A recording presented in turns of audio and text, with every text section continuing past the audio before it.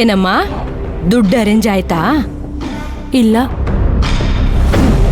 ಸುಮಾರು ಕಡೆ ಟ್ರೈ ಮಾಡಿದೆ. ಕೆಲವೊಬ್ರು ಇಲ್ಲ ಅಂತಂದ್ರು, ಕೆಲವರಿದ್ರು ಕೊಡಲ್ಲ ಅಂತ ಅಂದ್ರು.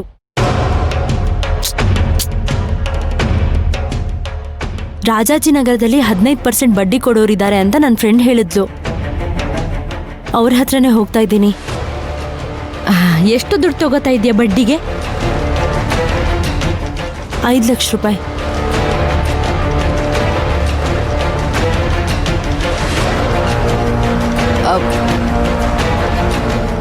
ಐದು ಲಕ್ಷಕ್ಕೆ 15% ಬಡ್ಡಿ ಅಂದ್ರೆ ತಿಂಗಳಿಗೆ ಎಷ್ಟಾಯ್ತು? 5 ಲಕ್ಷಕ್ಕೆ 15% ಅಂತಂದ್ರೆ 1 ಲಕ್ಷಕ್ಕೆ 15,000 ರೂಪಾಯಿ. 5 ಲಕ್ಷಕ್ಕಂದ್ರೆ 5 × 15 3, 4, 5 75,000 ರೂಪಾಯಿ. 75,000. ಅಯ್ಯೋ ದೇವ್ರೇ, ಬಡ್ಡಿನೇ 75,000 ರೂಪಾಯಿ ಅಂದ್ರೆ ಹೇಗಮ್ಮ ಕಟ್ತೀಯಾ? ಏನ್ ಮಾಡೋದು? ದುಡ್ಡು ಕೊಡ್ಲಿಲ್ಲ ಅಂತಂದ್ರೆ ಮನೆ ಹತ್ರ ಬಂದ್ಬಿಡ್ತಾರೆ. ಪ್ರಾಣಕ್ಕಿಂತ ಮಾನ ದೊಡ್ಡದಲ್ವಾ?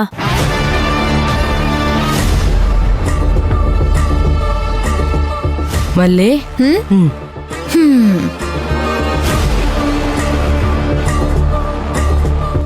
ನೋಡಮ್ಮ, ನೀನ್ ಯಾರು ಎತ್ತ ಅಂತ ನನಗೇನು ಗೊತ್ತಿಲ್ಲ. ಆವಾಗ್ಲೇ ಮಾತಾಡುವಾಗ ನೀನ್ ನನ್ನ ಮಗಳ ತರ ಅಂತ ನಾನು ಹೇಳಿದ್ದೆ. ನಾನು ಯಾವತ್ತೂ ಬರೀ ಮಾತಿಗೆ ಅಂತ ಏನೂ ಹೇಳಲ್ಲ, ನಿಜವಾಗ್ಲನ್ಸಿದ್ರೆ ಮಾತ್ರ ಹೇಳೋದು. ಒಂದು ಹೆಣ್ಣು ಮಗು ಆಗಿ ಇಂಥ ಸಂಕಷ್ಟದಲ್ಲಿ ಸಿಕ್ಕಾಕೊಂಡಿದೀಯ ಅಂದ್ರೆ ಅದನ್ನ ನೋಡಿನೂ ಸಹಾಯ ಮಾಡದಿರೋಷ್ಟು ಕಲ್ಮನ್ಸು ನಂದಲ್ಲಮ್ಮ. ನಿನ್ನ ನೋಡಿದ್ರೆ ಅಯ್ಯೋ ಅನ್ಸತ್ತೆ. ನಿನಗೆ ಏನಾದ್ರೂ ಸಹಾಯ ಮಾಡ್ಬೇಕು ಅಂತ ನಾನು ನಿರ್ಧಾರ ಮಾಡಿದ್ದೀನಿ.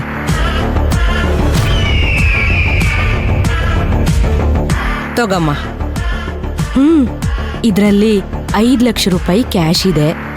ಇದನ್ ತಗೊಂಡು ನಿನ್ ಸಾಲ ತೀರಿಸ್ಕೊ.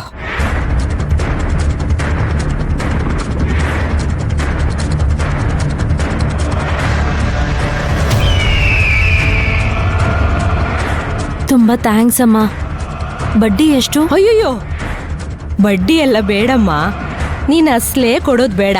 ಒಬ್ಳು ತಾಯಿಯಾಗಿ ಇದನ್ನ ನಿನಗ್ ನಾನು ಕೊಡ್ತಿರೋದು.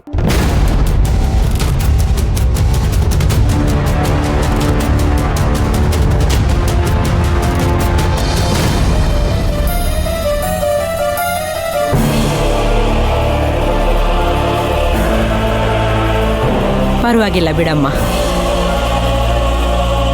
ನಮ್ ಸಂಬಂಧಿಕರೇ ನಾನ್ ದುಡ್ಡು ಕೇಳಿದ್ರು 1,000 ರೂಪಾಯಿನೂ ಕೊಡಲ್ಲ. ಅಂಥದ್ರಲ್ಲಿ ನನ್ ಕಷ್ಟ ನೋಡಿ ತಾಯಿ ತರ ಸಹಾಯ ಮಾಡಿದ್ದೀರಾ. ನಿಮ್ ಋಣನ ನಾನು ಹೇಗ್ ತೀರಿಸ್ಲಿ? ಸಮಯ ಬಂದಾಗ ನಾನೇ ಕೇಳ್ತೀನಿ. ಆಗ ಇಲ್ಲ ಅಂತ ಹೇಳಲ್ಲ ಅಂತ ನನಗ್ ಮಾತು ಕೊಡು.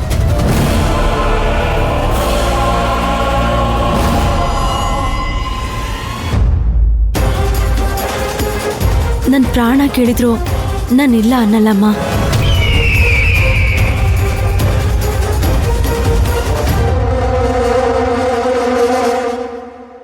ಹಲೋ ಸರ್, ಅಮೌಂಟ್ ರೆಡಿಯಾಗಿದೆ. ನಾನೇ ಬಂದು ಕ್ಲಿಯರ್ ಮಾಡ್ತೀನಿ. ಆಯ್ತಮ್ಮ. ಅಮ್ಮ ಬರ್ತೀನಮ್ಮ. ಹೋಗ್ಬಾ ಅಮ್ಮ.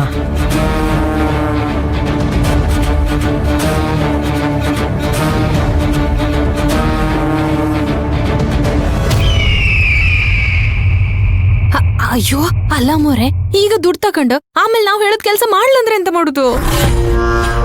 20% ಬಡ್ಡಿ ಹಾಕಿ ದುಡ್ಡು ವಾಪಸ್ ಕೊಡು ಅಂತ ಕೇಳ್ತೀನಿ. ನನ್ನ ಹತ್ರ ಮಾತು ಕೊಟ್ಟ ಮೇಲೆ ಮುಗೀತು.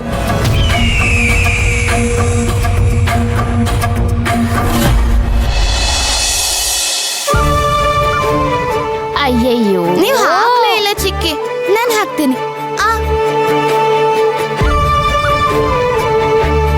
ನೀನು ಸೋತೆ. ಅಯ್ಯಯ್ಯಯ್ಯ,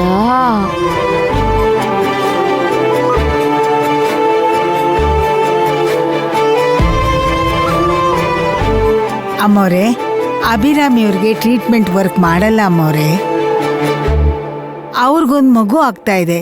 ಆದ್ರೆ ಅವರೇ ಮಗು ಆಗಿದ್ದಾರೆ. ತಾಯಿ ಆಗೋಕೆ ದೇಹ ಮಾತ್ರ ಬಲವಾಗಿದ್ರೆ ಸಾಲದು ಅಮ್ಮವ್ರೆ, ತಾಯಿ ಮನಸ್ಥಿತಿನೂ ಬೇಕು. ಆಗ್ತಾನೆ ಹುಟ್ಟಿರೋ ಮಗು ತುಂಬಾ ಸೂಕ್ಷ್ಮವಾಗಿರುತ್ತೆ. ಒಂದು ಸಣ್ಣ ತಪ್ಪು ಮಗುನ್ ಪ್ರಾಣನೇ ತೆಗೆದ್ಬಿಡುತ್ತೆ. ಮಗುನ ನೋಡ್ಕೊಳ್ಳೋ ಅಷ್ಟು ಪ್ರಬುದ್ಧತೆ ಅಭಿರಾಮಿಯವ್ರಿಗೆ ಇಲ್ವಲ್ಲ ಅಮ್ಮವ್ರೆ.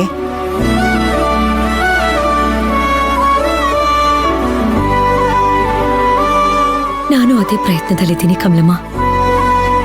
ಸುಮಾರು ಜನ ಡಾಕ್ಟರ್ಗಳನ್ನ ಮೀಟ್ ಮಾಡ್ತಿದ್ದೀನಿ.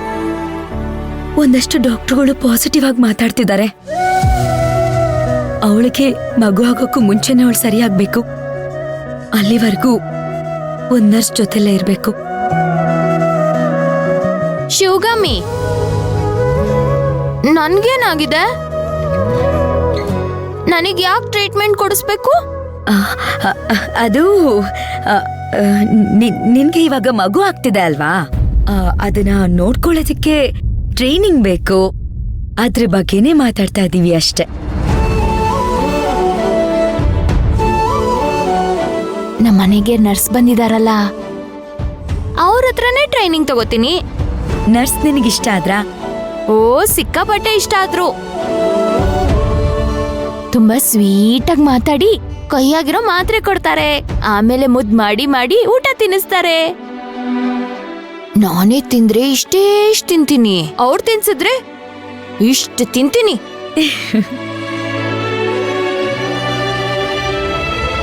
ಊಟ ಆದ್ಮೇಲೆ ಹಣ್ಣು ಕೊಡ್ತಾರೆ, ಜ್ಯೂಸ್ ಕೊಡ್ತಾರೆ, ಆಮೇಲೆ ಎಕ್ಸರ್ಸೈಸ್ ಮಾಡಿಸ್ತಾರೆ, ಜೋಕ್ ಹೇಳ್ತಾರೆ.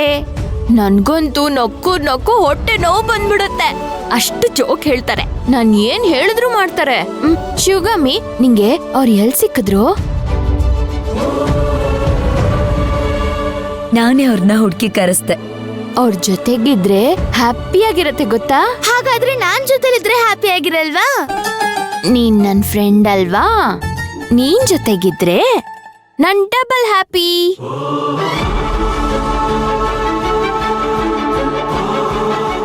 ನಿಮಗೆ ಯಾರಿಷ್ಟ? ನಾನಾ, ಕಮಲಮ್ಮಜ್ಜಿನ, ಅಮ್ಮನ, ಇಲ್ಲ ನರ್ಸ? ನಂಗೆ 4 ಜನನೂ ಇಷ್ಟ.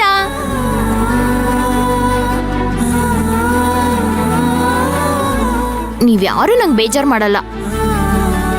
ಆದ್ರೆ ಆ ಕೆಲಸದವಳಿದ್ದಾಳಲ್ಲ, ಆ ಗುಂಗುರಿ, ನನ್ಗೆ ಹೊಳ್ಕೊಂಡ್ರೆ ಇಷ್ಟ ಇಲ್ಲ.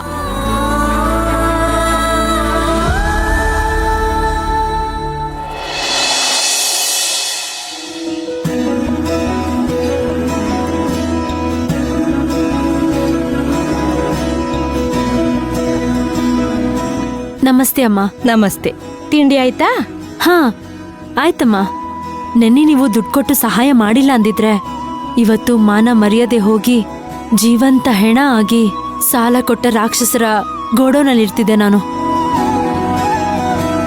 ನೆನ್ಸ್ಕೊಂಡ್ರೇನೆ ಮೈಯೆಲ್ಲ ಜುಮ್ ಅನ್ನತ್ತೆ ಅಮ್ಮ. ಅಂತ ಅವಮಾನ ಆಗಿದ್ದಿದ್ರೆ ಖಂಡಿತ ನಾನು ಜೀವಂತವಾಗಿ ಉಳಿತಾ ಇರ್ಲಿಲ್ಲ. ನಿಮ್ಮಿಂದ ನನ್ನ ಪ್ರಾಣನೇ ಉಳಿತು.